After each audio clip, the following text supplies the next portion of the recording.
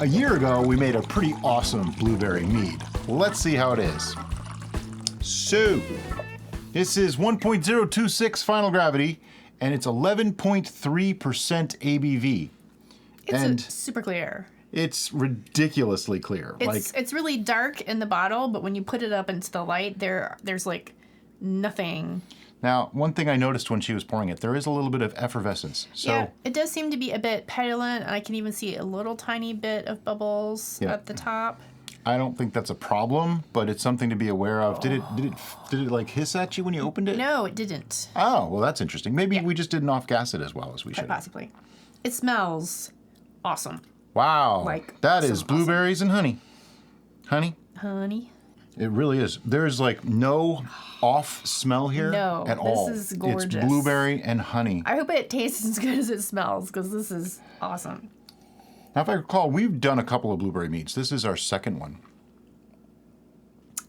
Wow. There's nothing to complain about there. There's zero disappointment. It smells and tastes the same. Yeah. What the smell sets you up for, the taste delivers. Without a doubt. That's fantastic. Bravo. Bravo. I want myself a pat on the back. Here, you get some too. You know, this is the first time. Thanks. This is the first time in a few that I don't have a problem with the acidity level. No. This has a lovely crisp acidity that would make you think it's lower final gravity, lower sweetness level than it actually is, because it does not feel even like a medium sweet. It feels like an off dry. Almost. That acidity really is cutting the sweetness down, but it brings out that blueberry flavor. This is really good. This is lovely. Yeah.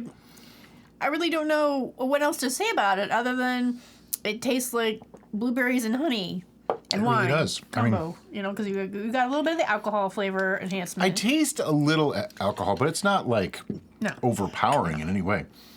I don't remember what this was like a year ago, but I don't remember it being bad. We have 3 tastings to do today. I'm reminding myself of that as I pour more. Yeah. It's okay. The rest of the filming for the day just gets more interesting, that's all.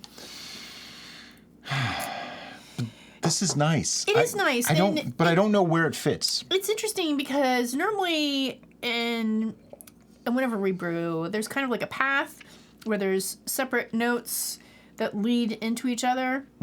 This, for me, from start to finish, is just bouncing back and forth between juicy ripe blueberries to honey to juicy ripe blueberries to honey to juicy ripe blueberries to honey. Well, I mean, on the entrance, I immediately get the sweetness of the fruit. And then towards the middle, I'm starting to get some of the acidity and tannic qualities, giving it like a really wide mouthfeel. Wide mouthfeel. That's a really easy way to describe it. It feels wide. Like it's... Sure. It's not narrow or thin. And on the finish is where I really get like that acidic bite, making a nice crisp finish. Really amazing. Like you said, though, there's varying flavors that kind of bounce back and forth a little. Yeah, and I'm getting kind of the floral essence of the honey rather than...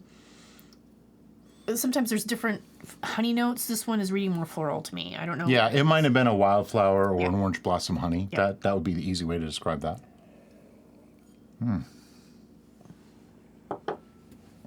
Leaving it in the mouth for a while, letting it just kind of fall over.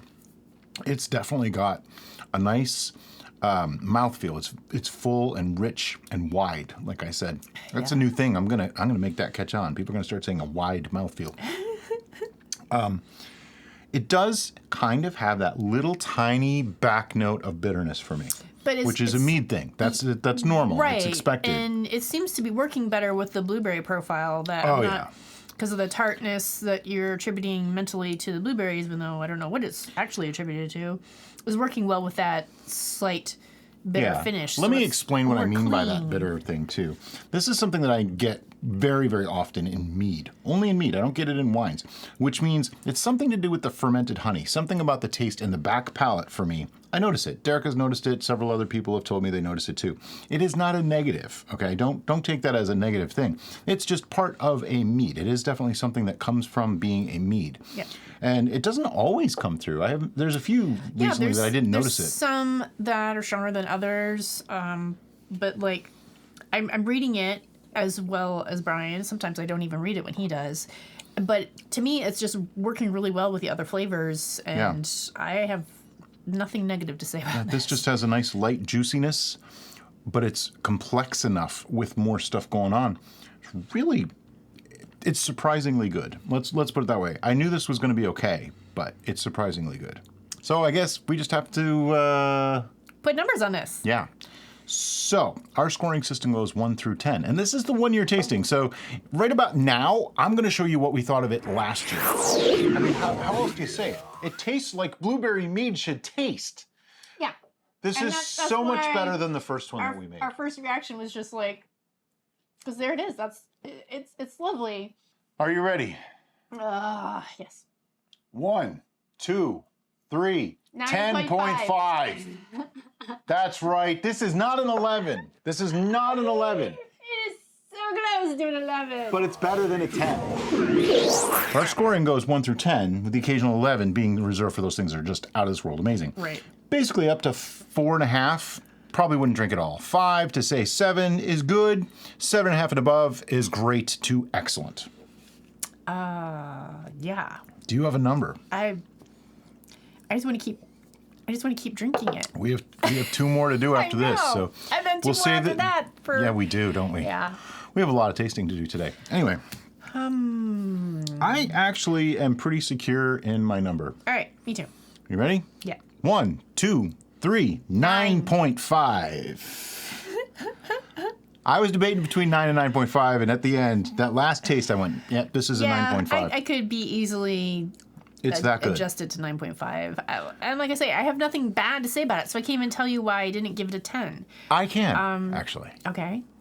Because that acidic note, as much as I think it cuts the sweetness a little, I think it's just a little too prominent. And I mean, here's how nitpicky I have to be to make it not a 10. Like, we're talking a 1 or 2% difference would have made this a 10. And that, to me, that's how it should be. Sure. I think the only reason why I went as low as a 9, which, come on, please, a 9 is, yay, I'm so happy I made a 9.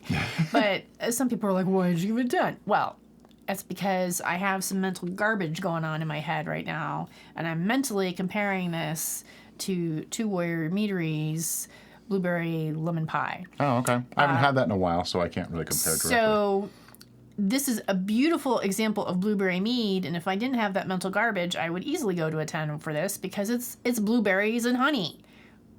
Fair. What else do you want from a blueberry mead, right? But then my mental garbage creeps in and goes, oh, but that blueberry lemon pie, they had that graham cracker note and that almost separate. But this was never meant to be pie. I know. That's why I'm calling it mental Apples garbage. to apples and blueberries to blueberries. Mental garbage. All right, so why did you knock it down all the way to a 9.5? I said, because it had that little too much of an acidic note. Just, I mean, we're talking a percent or 2 different, and that would have made all the difference. So basically, your takeaway with this is that this is fantastic, and Brian and Derek are just crazy people. A little bit, and this is only our first tasting of the day. As always, guys, thanks so much for watching, and have a great day. Bye-bye.